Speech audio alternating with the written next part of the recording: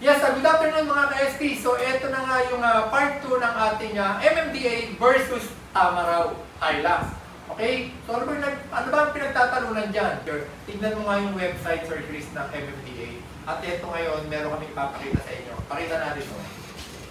Sige, Sir Chris, ikaw na magpaliwanag dyan. So, sir, dito po, sa website po ng mmda.gov.ph, popost namin mamaya yung link.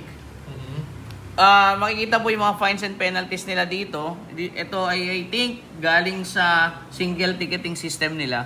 So, ito po yung violation code 137 and no not for hire sign. Same din po yan. Ito po yung kanyang yung penalty. No, makikita nyo rin po doon sa ticket nung adverse party. Doon sa video ng Tamaraw, no, na ang ticket niya po ay violation code 137. So, ibig sabihin po, si MMDA po talaga ay may rules and regulation pertaining po to sticker ng not for hire sign.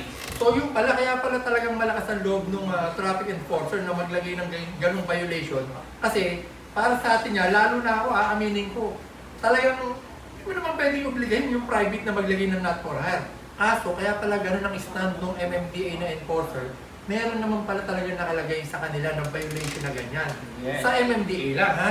Yes, sir. Okay. Ngayon po, ano naman yung mga sasakyan? Yan. Okay. Na kailangan o nire-require po talaga na maglagay ng sticker ng not for hire. Kaso, walang nakalagay. Yes, sir. Dito po sa ticket kasi violation code.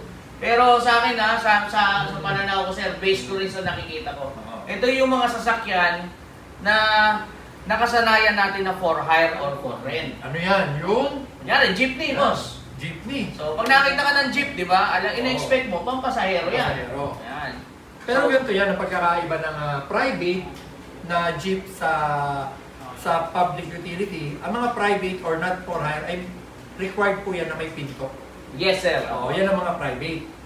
Okay, kaya doon, medyo kasi parang yung in good faith na lang natin, para hindi rin ma-confuse ang ating mga enforcer, nilalagyan na lang talaga yan ng not for hire. Yun nga lang, base dun sa LTO, at kanina naglabas na ng opinion si Colonel Busita. Yes, no? Walang batas na nagsasaad dyan, na nagsasabing maglagay tayo ng not for hire.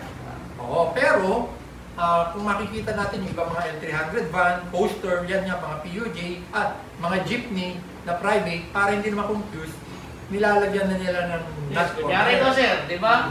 Na isipan mo, bumili sariling coaster. Na pang 30 passenger. Yes. Eh, commonly, nakikita natin yan bumabiyahe as minibus. Yes. Oo, pamukha yan. Mukhang pabuka. Pwede yan dapat ay nilalagyan mo ng not for hire. Actually, yung iba pang mga company, nilalagyan pa nga nila yan ng mga logo ng company nila. Yes, sir. Para iwas hassle na. Okay, so yun, maliwanag ha. Hindi tayo mag-aabang ito. Sa MMDA, nakita namin, no not for hire sign, meron violation pala. Okay, so sana magpaliwanag ang MMDA dyan. Sige po, maraming salamat.